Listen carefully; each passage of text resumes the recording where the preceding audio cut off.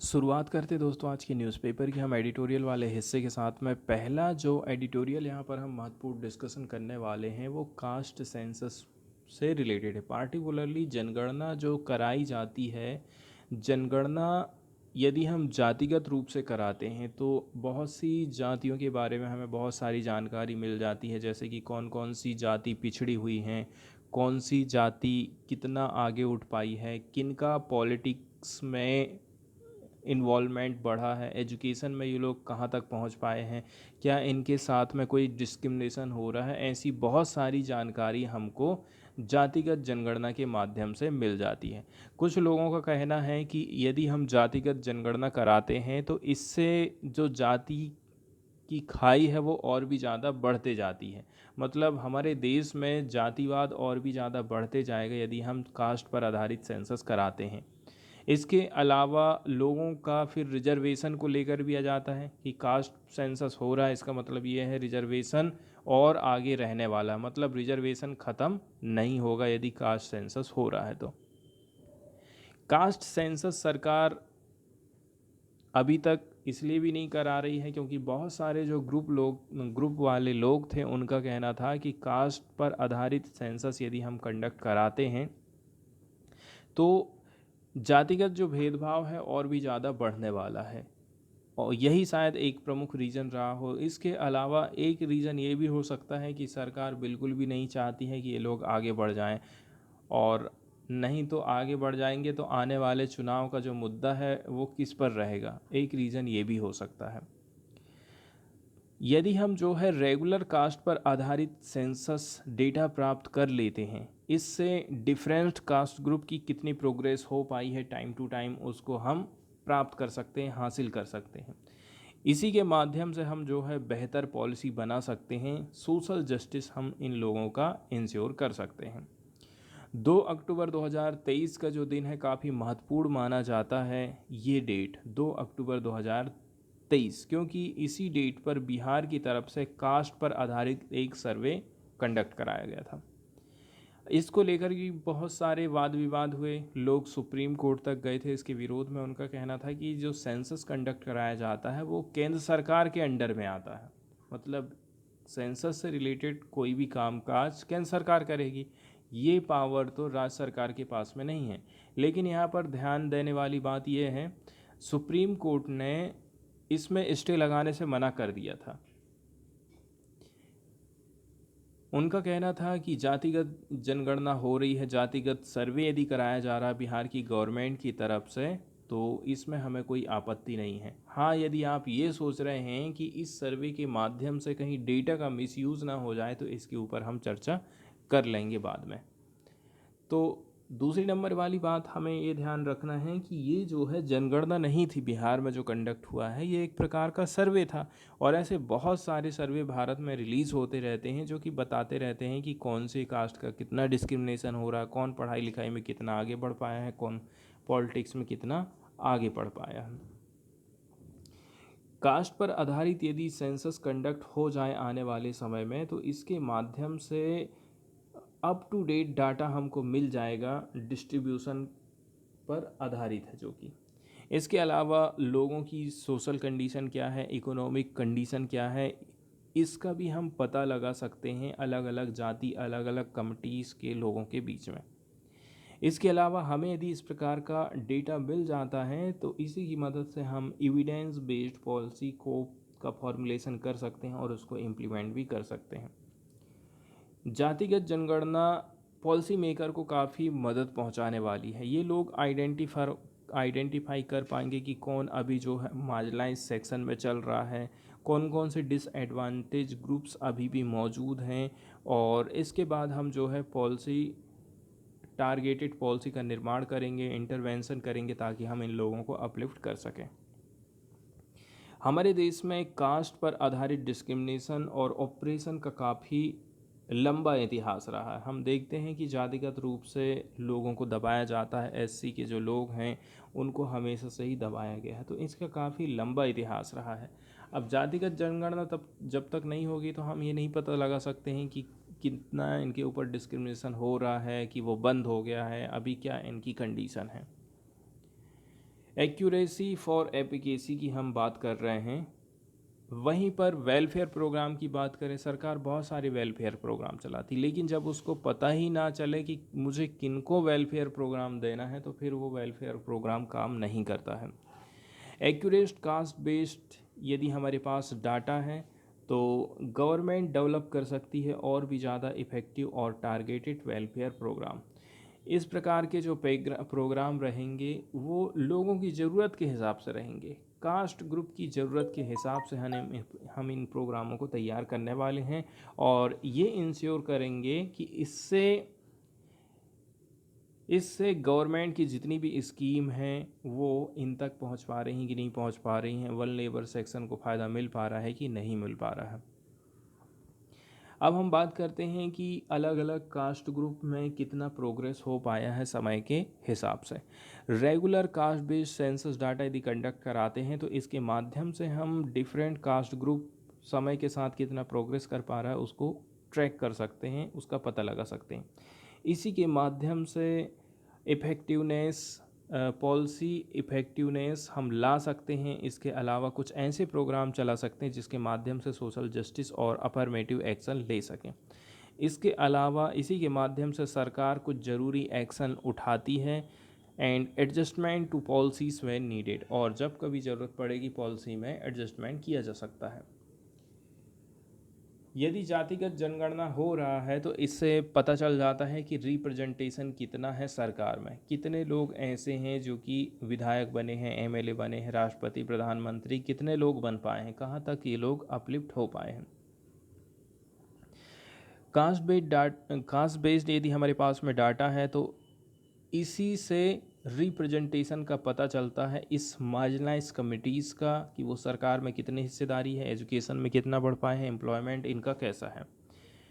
इसके अलावा रिजर्वेशन कितना देना है, इसके अलावा कुछ सकारात्मक एक्शन पॉलिसीज़ भी हम लेकर के आते हैं, ये भी कास्ट पर आधारित होगी। एंड यदि हमारे पास में एक्यूरेट डाटा है तो ये काफ़ी क्रूशियल माना जाता है to determine the appropriate level of representation required. Social justice को प्रमोट किया जा सकता है यदि हम जातिगत जनगणना कराते हैं, सर्वे कराते हैं। आगे बताया जाता है यदि हमारे पास में एक्यूरेट डाटा नहीं है तो फिर से कास्ट सर्टिफिकेट का जो रिस्क रहता है या फिर जो गड़बड़ियां हैं वो बनी रहती हैं। Caste based census can help verify and authenticate caste status of individual. किसी भी इंडिविजुअल व्यक्ति का ऑथेंटिकेशन हम पता कर सकते हैं, उस व्यक्ति को वेरीफाई कर सकते हैं कास्ट बेस्ड सेंसस के माध्यम से। And reducing likelihood of fraud, इसके अलावा कहीं पर कोई फ्रॉड होगा नहीं। इसके अलावा हम इंश्योर कर पाते हैं benefit directed to those genuinely need them, जिनको ज़रूरत है उन्हीं को हम फ़ायदा दे रहे हैं। इस प्रकार से हम देखते हैं बहुत सारे फैक्टर ऐसे हैं जो कि हाईलाइट कर रहे हैं कि भाई सरकार को कमिटमेंट करना चाहिए कि उसको इंटरवेंशन करना चाहिए इस प्रकार की प्रॉब्लम को। मतलब कास्ट डिस्क्रिमिनेशन जो हो रहा है तो सरकार उसको रोकने के लिए कुछ ना कुछ कमिटमेंट तो करे। अब हिस्टोरिकल इनजस्टिस बहुत ज़्यादा हुआ है, इतिहास में जातिगत भेदभाव बहुत ज़्यादा रहा है, छुआछूत बहुत ज़्यादा रही है। पार्टिकुलरली जातिगत हिसाब से यदि हम देखें तो जो नीच जातियां हुआ करती थी, चमार हो गया, भंगी हो गया, ऐसी बहुत सारी कैटेगरी हैं जिन्होंने डिस्क्रिमिनेशन को फेस किया, छुआछूत को फेस किया है। तो जो कास्ट डिस्क्रिमिनेशन रहा है वो शताब्दियों से रहा है। हिस्टोरिकल ऑपरेशन हमने देखे हैं, मार्जिनलाइजेशन हमने देखे हैं भारत के इतिहास में। इसका रिजल्ट ये रहा है कि कुछ लोग समाज में आगे नहीं बढ़ पाए हैं, इकोनॉमिक तौर पर आगे नहीं बढ़ पाए हैं, एजुकेशन में वो पिछड़ गए हैं, इस प्रकार के कास्ट ग्रुप। इसीलिए हम कहते हैं कि गवर्नमेंट के इंटरवेंशन की ज़रूरत है ताकि हम इस प्रकार के लोगों का पता लगा सकें कि ये लोग कौन हैं, कौन कौन से लोग हैं। ठीक है। सेकंड नंबर की बात यह है कॉन्स्टिट्यूशनल मैंडेट। संविधान खुद कहता है कि सरकार को ऐसे ग्रुप की मदद करने के लिए आगे आना पड़ेगा, उनको एजुकेशन, एम्प्लॉयमेंट और पॉलिटिक्स में अपलिफ्ट करने की ज़रूरत है, ऐसा हमारा संविधान बोलता है। तीसरे नंबर की बात यह है ह्यूमन राइट्स। इंटरनेशनल लेवल पर बात करें चाहे इंडिया के लेवल पर बात करें तो मैं सब लोगों के बराबर कैसे करके हो सकता हूँ। मेरे साथ में जो भेदभाव किया गया है उस चीज़ को कम करने के लिए, ठीक है, सरकार को आगे आने की ज़रूरत है। इसके अलावा कुछ कुछ चीज़ें ऐसी हैं जो कि मेरी ह्यूमन राइट्स के अंतर्गत आती हैं। जैसे सब लोगों को अधिकार मिले हैं, ठीक वैसे ही अधिकार मुझे भी मिले हैं। तो जातिगत आधार पर कोई मेरे को भेदभाव नहीं कर सकता है, ठीक है, कोई मुझे दबा नहीं सकता है। आगे बात की जाती है सोशल कोहेज़न की, कैसे करके लोग आपस में एक दूसरे के साथ में जुड़ सकते हैं। कास्ट डिस्क्रिमिनेशन के माध्यम से कंटिन्यू हम देखते हैं कि सोशल डिवीज़न होते रहा है। इसके अलावा सोशल जो कोहेज़न है, लोगों का जो जुड़ाव है समाज में, वो कम हो पाया है। लोग ऊंची ऊंची जाति वाले लोग अपना एक अलग ही ग्रुप बना लेते हैं, ठीक है। आज के टाइम में भी आप गांव में चले जाएंगे तो आज के भी टाइम में गांव देहात में जो एससी वाले लोग हैं, चमार जैसी जाति वाले लोग हैं, या फिर और भी अन्य जो एससी कैटेगरी में आने वाले लोग हैं, उनके साथ में पंडितों के द्वारा भेदभाव किया जाता है। पाँचवें नंबर की यदि हम बात करें, इकोनॉमिक डेवलपमेंट से रिलेटेड बात बताई जाती है। कास्ट डिस्क्रिमिनेशन के माध्यम से इकोनॉमिक डिस्पैरिटीज़, भेदभाव बहुत ज़्यादा बढ़ा है। सर्टेन कास्ट ग्रुप फेस कर रहा है लिमिटेड एक्सेस टू एजुकेशन को, एम्प्लॉयमेंट की अपॉर्चुनिटीज़ को। इसलिए हम कहते हैं कि गवर्नमेंट के एक्शन की ज़रूरत है, इंटरवेंशन की ज़रूरत है, ताकि वो कुछ अफर्मेटिव एक्शन ले सके, पॉलिसीज़ बना सके और जो गैप है उसको भरा जा सके। छठवें नंबर में एजुकेशन से रिलेटेड बात बताई जाती है। डिस्क्रिमिनेशन के चलते चलते क्वालिटी वाली जो एजुकेशन है मार्जिनलाइज सेक्शन को नहीं मिल पाई है। तो गवर्नमेंट को इंटरवेंशन करने की ज़रूरत है ताकि वो इंश्योर कर सके एजुकेशनल अपॉर्चुनिटीज़ एक्सेसिबल हो ऑल के लिए। सातवें नंबर की बात है एम्प्लॉयमेंट को लेकर के। इसके अलावा आठवें नंबर में है पॉलिटिकल रिप्रेजेंटेशन, और फिर सबसे लास्ट में बताया जाता है awareness and sensitization. Government can play a significant role. सरकार एक महत्वपूर्ण रोल अदा कर सकती है और वो अवेयरनेस फैला सकती है। कास्ट डिस्क्रिमिनेशन का नुकसान क्या होगा, यदि कोई ऐसा करता है तो उसको सज़ा होगी। इसके अलावा सरकार को प्रमोट करना चाहिए सोशल सेंसिटिविटी को एंड इंक्लूसिविटी को प्रमोट करना चाहिए। एजुकेशनल प्रोग्राम हमें चलाने की ज़रूरत है, कैंपेन चलाने की ज़रूरत है, लीगल फ्रेमवर्क सरकार को लाने की ज़रूरत है। इसके अलावा गवर्नमेंट एक्शन काफ़ी क्रूशियल हो जाता है यदि हम स्ट्रेंथन करना चाहते हैं, इन्फोर्स करना चाहते हैं anti discrimination laws and policies को। इसी के माध्यम से कास्ट डिस्क्रिमिनेशन कम हो सकता है। इसके बाद सेकंड वाला जो एडिटोरियल यहाँ पर हम डिस्कस करने वाले हैं वो अरुंधति रॉय और एक और जो प्रोफेसर हैं उनके ऊपर से रिलेटेड। पार्टिकुलरली देखा जाए तो जो केस पहले दब चुका था या फिर जिसकी चर्चा अभी तक नहीं चल रही थी, उस केस को फिर से केंद्र सरकार की तरफ से कुल मिलाकर के देखा जाए इनडायरेक्ट तौर से चालू कराया गया है। तो कुल मिलाकर के अरुंधति रॉय के खिलाफ एक पुराने मामले को सरकार ने फिर से खोली है। अरुंधति रॉय के खिलाफ में 13 साल पुराने मामले को दोबारा खोलना कुल मिलाकर के ये बताता है कि सरकार इस मामले में बिल्कुल भी टॉलरेंस नहीं दे सकती है किसी भी सिटीजन को।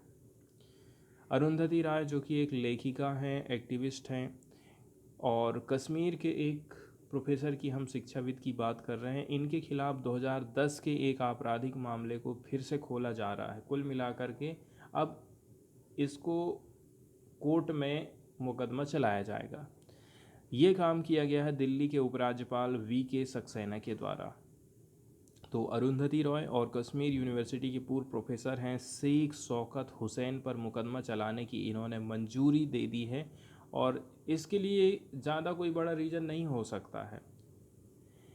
वर्षों पहले 21 अक्टूबर 2010 को दिल्ली में एक भाषण दिया गया था। भाषण कैसा था? एक प्रकार से आप इसको सेपरेटिस्ट कह सकते हैं, विभाजनकारी बोल सकते हैं, और राष्ट्रीय एकता को नुकसान पहुंचाने वाले आरोप लगाए गए हैं इन दोनों के ऊपर में।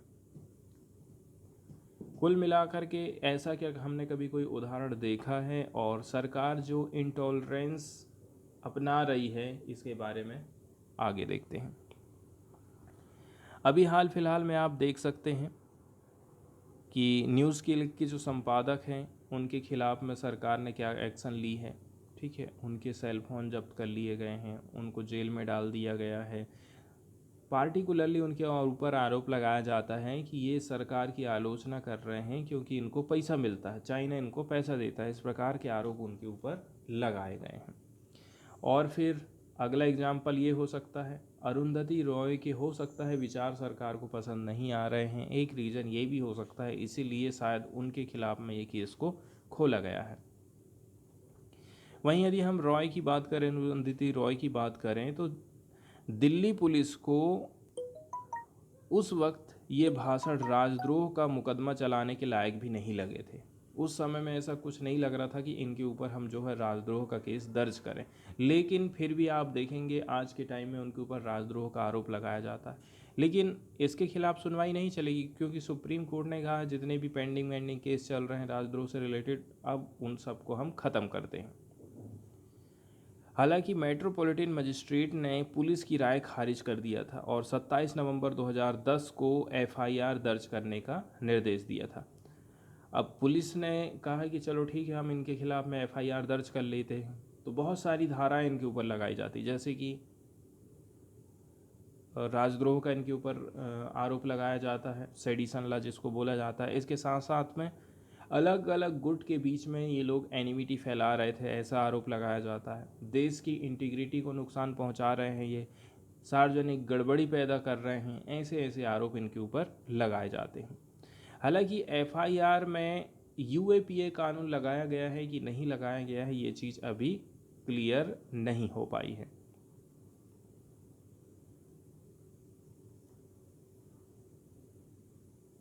अब यदि हम बात करें कि उस टाइम में जब ये मामला उठा था तो उस समय में कार्रवाई इतनी ज़्यादा क्यों नहीं हुई थी स्ट्रिक्टली। तो उस समय में जो मीटिंग चल रही थी जहाँ पर कहना चाहिए भाषण दिए गए थे, आज़ादी द ओनली वे, इसी शीर्षक से एक सम्मेलन आयोजित किया गया था और यहीं पर कुछ लोगों ने टिप्पणी करी थी।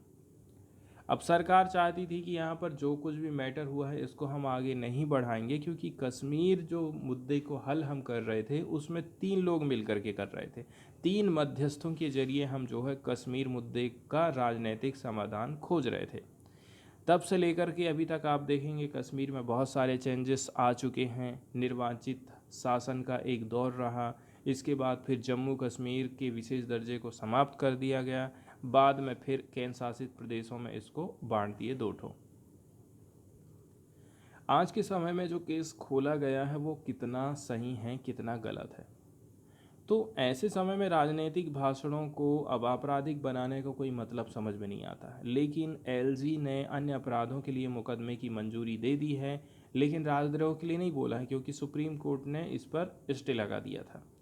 हालांकि ये चीज़ साफ नहीं हो पाई है कि क्या पुलिस यूएपीए के आरोप को भी बनाए रखेगी, क्योंकि इस कानून की धारा 45 केंद्र सरकार की मंजूरी को ज़रूरी बनाती है।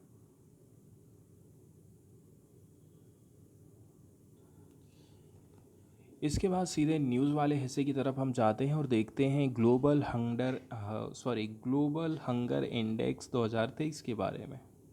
तो हाल फिलहाल में ये इंडेक्स जारी किया गया जिसके माध्यम से बताया जाता है कि पूरी दुनिया में भूखमरी की समस्या कितनी ज़्यादा बढ़ गई है, कौन कौन से कंट्रीज़ ने इस मामले में अच्छा काम किए हैं, कौन कौन से कंट्रीज़ ने बेकार काम किया है। तो जो ग्लोबल हंगर इंडेक्स 2023 है इसमें इंडिया को रैंकिंग मिला है 111। टोटल 125 कंट्रीज़ हैं, तो कुल मिलाकर के देखा जाए तो इंडिया बहुत पिछड़ा हुआ है। नेबरिंग कंट्रीज़ पाकिस्तान है, वो हमसे अच्छी कंडीशन में है 102, बांग्लादेश 81, नेपाल 69 और श्रीलंका 60वें नंबर पर है। कुल मिलाकर के इंडिया से भी ये लोग बेटर काम किए हैं, हम पाकिस्तान से भी पीछे हैं। ग्लोबल हंगर इंडेक्स की बात करें तो ये एक प्रकार से पीयर रिव्यूड रिपोर्ट होती है। पीयर रिव्यूड मतलब ग्रुप में जो रिव्यू आ रहा है इसको पब्लिश्ड किया जाता है सालाना बेसिस पे, और ये काम किया जाता है Concern world wide and wealth hunger live के माध्यम से। GHI एक प्रकार का टूल है, इसको डिज़ाइन किया गया है कंप्रहेंसिवली ये मेज़र करेगा, ट्रैक करेगा भुखमरी को ग्लोबल लेवल पर, रीजनल लेवल पर, नेशनल लेवल पर। कुल मिलाकर के हंगर का जो मल्टी डायमेंशन है ना उसको बताता है। जीएचआई स्कोर को कैलकुलेट किया जाता है 100 पॉइंट स्केल में, ठीक है। 0 से लेकर के 100 नंबर तक दिया जाता है। 0 जिसको मिला है मतलब बेस्ट स्कोर है, और 100 मिला है मतलब सबसे ख़राब कंडीशन चल रही है। Concern Worldwide is a international humanitarian organization. जो इसको जारी करता है वो एक प्रकार से क्या है, इंटरनेशनल ह्यूमैनिटेरियन ऑर्गेनाइजेशन है। ये पावर्टी को टैकल करने का काम करता है। इसके अलावा वर्ल्ड की जो पूरेस्ट कंट्रीज़ हैं उनके बारे में हमें जानकारी प्रोवाइड करता है। वेल्थ हंगर लाइफ एक प्रकार से प्राइवेट एड ऑर्गेनाइजेशन है जो कि लोकेटेड है जर्मनी में। इसकी स्थापना की गई थी 1962 में as the German section of freedom from hunger campaign. तो फ्रीडम फ्रॉम हंगर कैंपेन के माध्यम से इसकी शुरुआत होती। कैलकुलेशन की यदि हम बात करें प्रत्येक कंट्री की, तो प्रत्येक कंट्री जीएचआई के स्कोर को प्राप्त करती है। इसके लिए हम कुछ फार्मूला यूज़ करते हैं। इसमें कंबाइन है 4 indicator that together capture multi dimensional nature of hunger. भूखमरी का जो मल्टी डायमेंशनल है उसको कैप्चर किया जाता है, जैसे कि अंडर नरिशमेंट एक जो फैक्टर है इसका सबसे महत्वपूर्ण, जिसके आधार पर बताते हैं कि कोई भी कंट्री हंगर इंडेक्स में कैसी है। पहला है अंडर नरिशमेंट। इसमें पॉपुलेशन का शेयर बताया जा रहा है। बताया जाता है कि कितने लोग सफिशिएंट इनटेक ले रहे हैं कैलोरीज का। चाइल्ड स्टंटिंग की बात करें तो the share of children under the age of 5 who have low weight for their age. उम्र के हिसाब से उनका वजन नहीं बढ़ पा रहा है, ऐसे लोगों को हम स्टंटिंग बोलते हैं। ये मेनली अंडर न्यूट्रिशन के चलते चलते हो रहा। फिर आ जाता है चाइल्ड वास्टिंग। चाइल्ड वास्टिंग के अंतर्गत क्या होता है, 5 साल से कम उम्र के बच्चे, इनका वजन कम है हाइट के हिसाब से। हाइट ज़्यादा है लेकिन एकदम दुबले पतले हड्डी के ढांचा है। फिर आ जाती है चाइल्ड मोर्टेलिटी। चाइल्ड मोर्टेलिटी भी जो होता है, ऐसे बच्चे जो कि अपना 5वें बर्थडे मनाने के पहले ही ख़त्म हो जाते हैं। Reflecting in A part of the fatal mix of इनएडिक्वेट nutrition and unhealthy environment. ऐसा क्यों हो रहा है, पोषण नहीं मिल पा रहा है, हेल्दी एनवायरनमेंट नहीं मिल पा रहा है, इसके चलते चलते ऐसी चीज़ हो रही हैं। इसके अलावा ये जो इंडेक्स जारी किया गया है इसको कुल मिलाकर के देखा जाए एसडीजी के साथ में पैरेलल तैयार किया जाता है। सस्टेनेबल डेवलपमेंट गोल हासिल करने की कोशिश करी जाती है। तो एसडीजी 2.1 है, ये फोकस करता है कि सेफ़ न्यूट्रिशन होना चाहिए, सफिशेंट फूड मिलना चाहिए सभी लोगों को। ये चीज़ भी इस इंडेक्स के माध्यम से इंश्योर होती। इसके अलावा एसडीजी 2.2 कहता है स्टंटिंग और वास्टिंग का जो रेट है, ठीक है, वो माल न्यूट्रिशन के चलते चलते हो रहा है। इसके अलावा जो प्रिवेंटेबल चाइल्ड डेथ है एसडीजी 3.2 में रोकने की बात करी जाती है। इंडिया का जो स्कोर मिला है इस बार 2023 के लिए वो है 28.7, सीरियस कैटेगरी में रखा गया है on the GHI CVRT of hunger scale. इसके अलावा वहीं यदि हम 2015 से देखें तो इंडिया ने कुछ इम्प्रूवमेंट किया है। उस टाइम में 29.2 हुआ करता था, उस समय हम सीरियस कैटेगरी में थे। इसके अलावा अलार्मिंग जीएचआई स्कोर मिला था 38.4 सन 2000 में। 2008 में हमको मिला था 35.5। वर्ल्ड लेवल पर कुछ डेटा यहाँ पर हम देख लेते हैं। देखिए 2023 का जो ग्लोबल हंगर इंडेक्स है उसके हिसाब से यदि हम देखें, बेलारूस, बोस्निया हर्जेगोविना, चिली और चाइना ये टॉप रैंक कंट्रीज़ हैं जहां पर लो लेवल ऑफ हंगर है।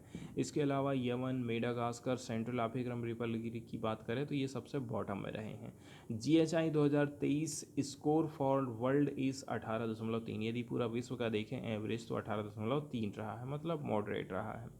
लेकिन 2015 से मिनिमल इम्प्रूवमेंट हमको देखने को मिला है।